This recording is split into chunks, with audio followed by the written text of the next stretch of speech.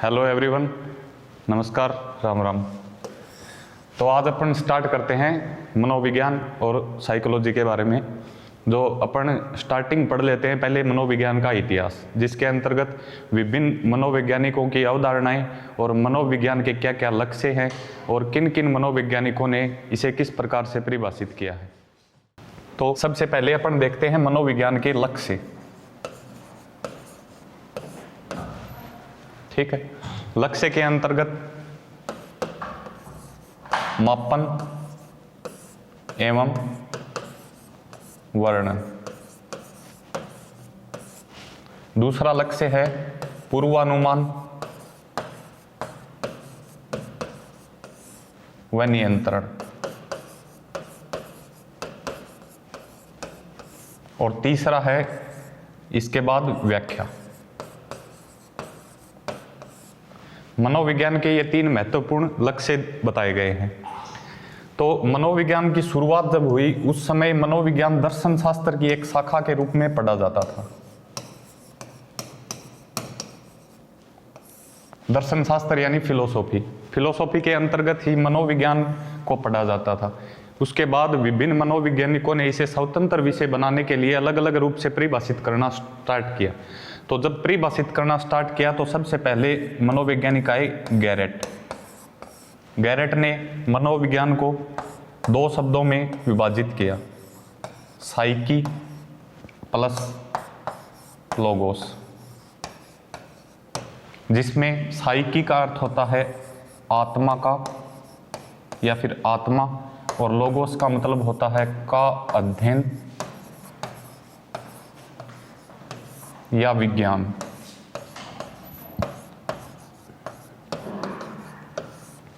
इस प्रकार सबसे पहले मनोवैज्ञानिक गैरेट ने मनोविज्ञान को साइकी प्लस लोगोस यानी आत्मा का विज्ञान या आत्मा के अध्ययन के रूप में परिभाषित किया, और यह परिभाषा कुछ सदियों तक चलती रही। ठीक है, उसके बाद मनोवैज्ञानिक आए 4th शताब्दी में, जिनका नाम अरस्तु या अरिस्टोटल लिया जाता है।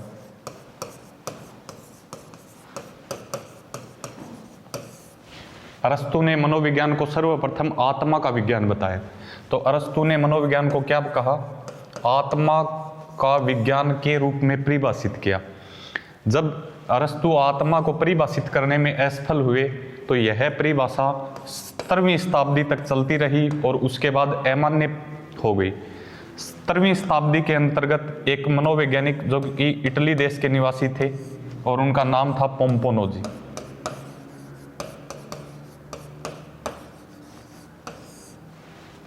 सत्रहवीं शताब्दी में पोम्पोनोजी ने मनोविज्ञान को परिभाषित किया और मनोविज्ञान को मन या मस्तिष्क का विज्ञान बताया। मन या मस्तिष्क का विज्ञान बताने के बाद जब इसे परिभाषित करने की बारी आई तो यह भी इसे परिभाषित करने में क्या हो गए? असफल। तो 4th शताब्दी से 16th शताब्दी तक जो परिभाषा मान्य रही वो थी मनोविज्ञान आत्मा का विज्ञान है, और 17वीं शताब्दी के अंतर्गत मनोविज्ञान को मन या मस्तिष्क के विज्ञान के रूप में जाना जाता था। उसके बाद 18वीं शताब्दी में मनोविज्ञान के अंतर्गत कोई भी विकास नहीं हुआ। ठीक है, उसके बाद 19वीं शताब्दी में एक अन्य मनोवैज्ञानिक आए जिनका नाम था विलियम वुंट। ठीक है, तो 19वीं शताब्दी में मनोवैज्ञानिक आए विलियम वुंट।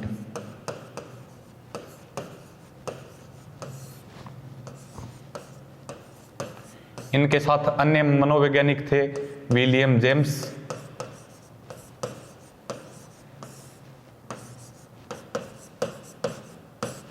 वायुस और जेम्स सल्ली। इनके अंतर्गत महत्वपूर्ण जो मनोवैज्ञानिक थे वो थे विलियम वुंट। इन्होंने 19वीं शताब्दी में विलियम वुंट ने क्या कहा कि मनोविज्ञान चेतना का विज्ञान है। ठीक है, तो चेतना का मनोविज्ञान को चेतना का विज्ञान या चेतना का अध्ययन बताने वाले मनोवैज्ञानिक कौन थे? विलियम वुंट, और ये इनके सहायक मनोवैज्ञानिक रहे। 19वीं शताब्दी में ही चेतना को अपरिभाषित होने के कारण या विलियम वुंट चेतना शब्द को परिभाषित नहीं कर पाए, इस कारण यह परिभाषा भी कि मनोविज्ञान चेतना का विज्ञान है अमान्य हो गई।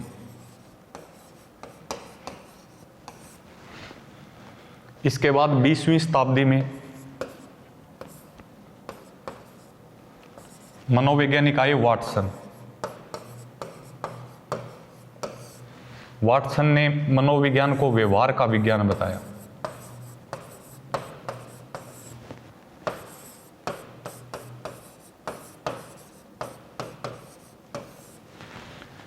जो कि परिभाषा आज भी वर्तमान में भी प्रचलित है और मनोविज्ञान को व्यवहार का अध्ययन या व्यवहार का विज्ञान माना जाता है। विलियम वुंट ने 1879 में लिप्जिंग नामक स्थान पर, जो कि जर्मनी में है,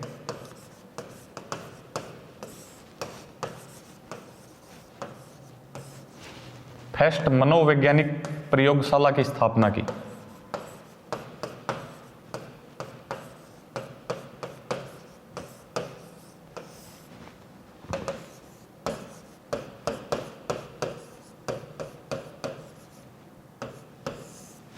प्रथम मनोवैज्ञानिक प्रयोगशाला की स्थापना किसने की? William Wundt.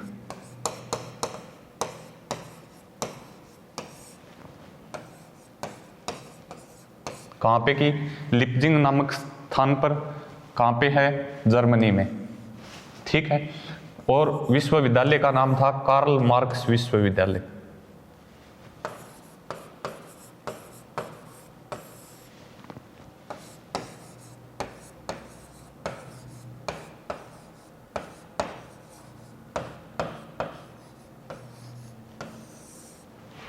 ठीक है। अगर पूछा जाए प्रथम भाषा प्रयोगशाला की स्थापना किसने की, तो वो भी किसने की? विलियम वुंट ने। तो फर्स्ट भाषा प्रयोगशाला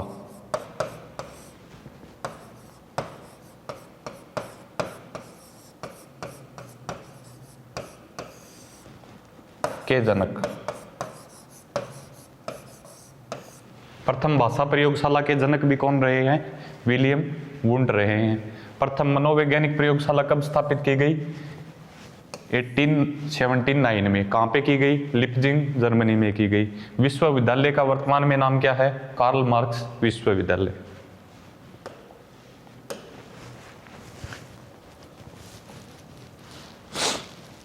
इसके बाद अपन देख लेते हैं मनोविज्ञान के जनक।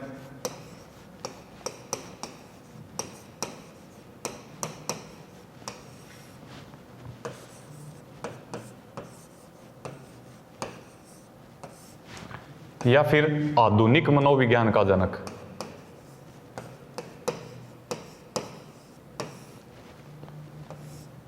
किसे माना जाता है? William James. ठीक है। शिक्षा मनोविज्ञान का जनक।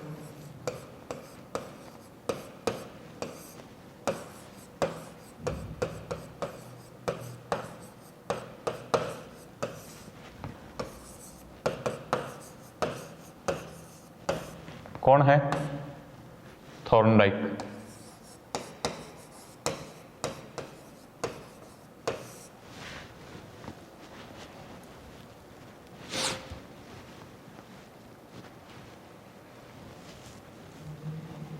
मनोविज्ञान का स्वतंत्र विषय के रूप में जो अध्ययन स्टार्ट हुआ, स्वतंत्र विषय के रूप में,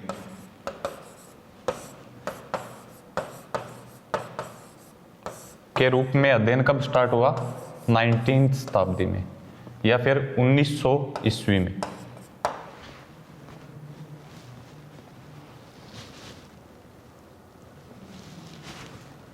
एक कथन है, शिक्षा मनोविज्ञान अध्यापकों की तैयारी की आधारशिला है। कथन है ये स्किनर का। ठीक है। आगे ये अपन नोट्स में उपलब्ध करवा देंगे टेलीग्राम चैनल के माध्यम से। अब कुछ संप्रदायों के जनक देख लेते हैं, जिसके अंतर्गत संरचनावादी संप्रदाय,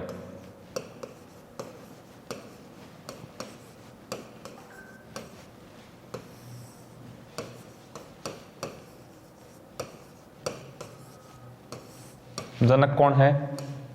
विलियम वुंट।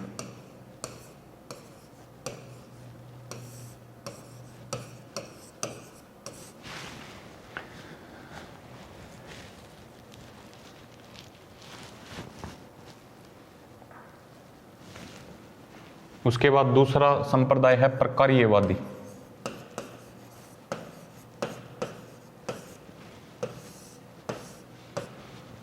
इसके जनक हैं विलियम जेम्स।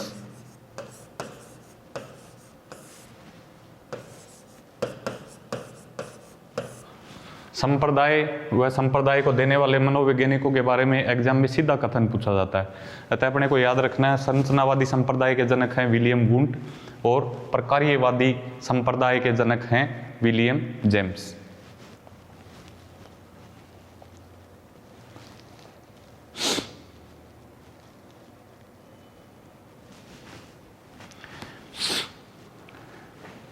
चेतना शब्द देने वाले मनोवैज्ञानिक हैं विलियम वुंट।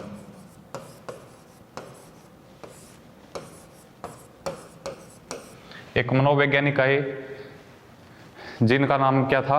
मैकडूगल। ठीक है, तो मैकडूगल ने चेतना शब्द की अपनी एक पुस्तक है जिसका नाम है आउटलाइन साइकोलॉजी। उसके अंतर्गत पेज नंबर 16 पर इस शब्द की भरसक निंदा की है। किसने की है भरसक निंदा? मैकडूगल।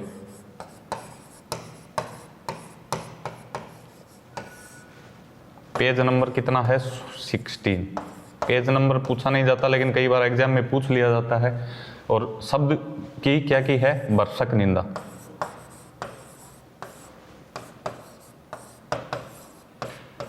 तो एग्जाम में सीधा प्रश्न पूछा जाता है कि अपनी पुस्तक आउटलाइन साइकोलॉजी, पुस्तक का क्या नाम है? इनकी पुस्तक का आउटलाइन साइकोलॉजी के पेज नंबर 16 पर चेतना शब्द की भरसक निंदा किसने की है? तो उस मनोवैज्ञानिक का नाम है विलियम मैकडूगल।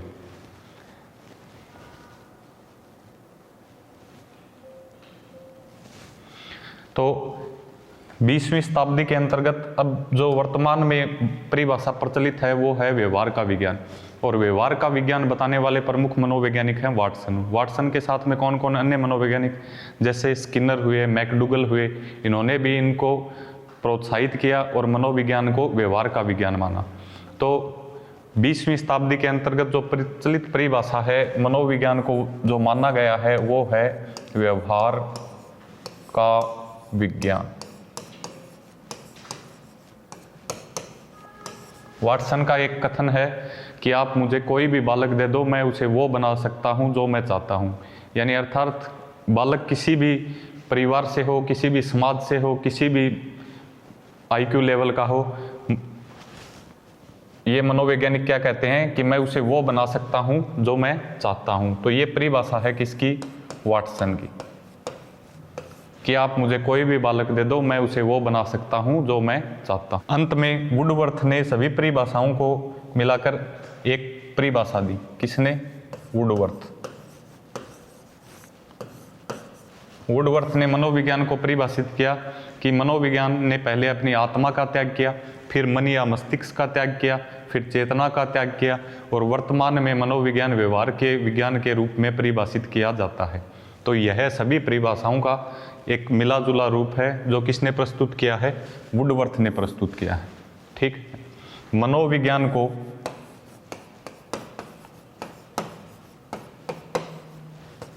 विधायक विज्ञान माना गया है। विधायक, विधायक का अर्थ होता है पॉजिटिव। एक शब्द और होता है नियामक। नियामक का अर्थ होता है नेगेटिव। एग्जाम में सीधा प्रश्न आता है मनोविज्ञान विज्ञान अध्ययन है किस प्रकार का? विधायक। ठीक है, यानी पॉजिटिव। ऑप्शन में नियामक भी आता है, दोनों भी आते हैं और इनमें से कोई नहीं। तो अपने को हमेशा याद रखना है मनोविज्ञान क्या है? एक पॉजिटिव विज्ञान है। ठीक है।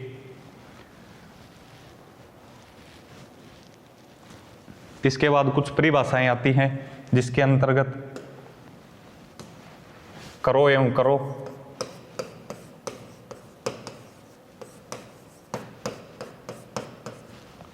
करो एवं करो की परिभाषा है, क्या है? मानव संबंधों का अध्ययन है, यानी क्या करना है? मानव व्यवहार करता है और क्या करता है? संबंध बनाता है। तो करो एवं करो ने मनोविज्ञान को मानव व्यवहार व संबंधों का अध्ययन बताया है। क्या बताया है? व्यवहार प्लस संबंधों का अध्ययन।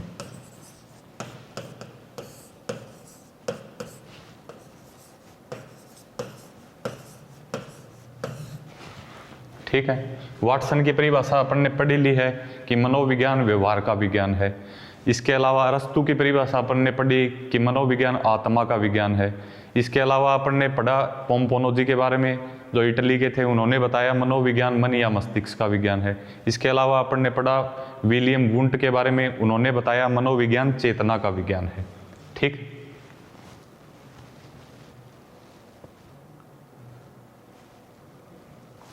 इसके बाद एक परिभाषा है मैकडूगल की।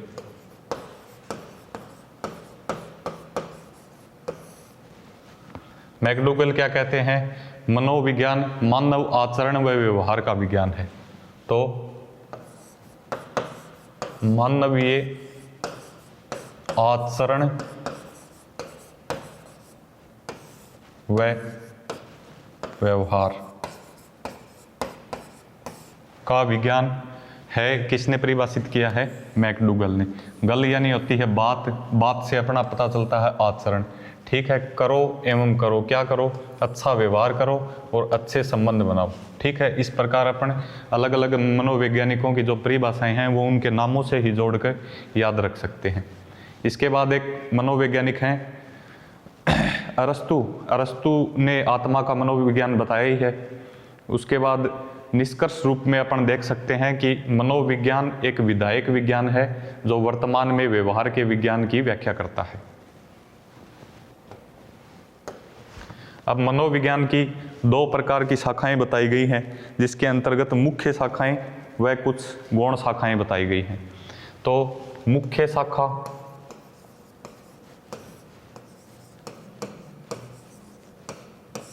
व गौण शाखा।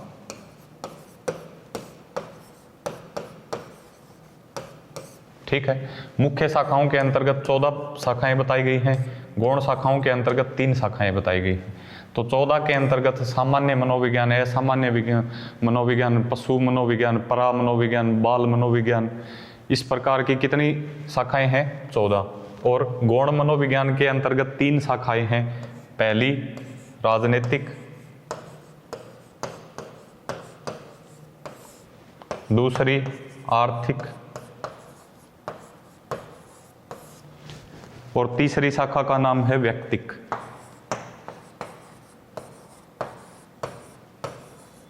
एग्जाम में सीधा क्वेश्चन आता है कि निम्न में से मनोविज्ञान की मुख्य शाखा है या नहीं है।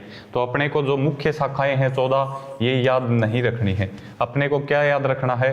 3 जो गौण शाखाएं हैं वो याद रखनी है।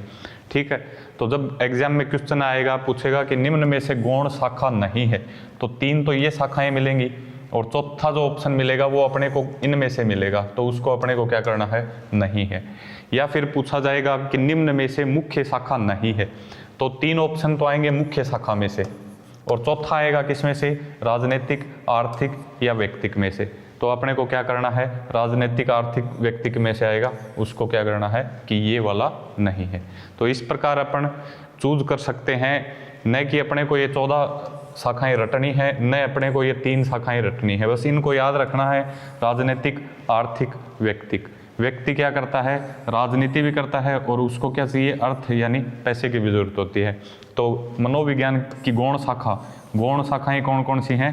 राजनीतिक, आर्थिक, व्यक्तिक। इन तीनों को याद रखना है, बाकी ये याद नहीं रखनी है। ठीक है।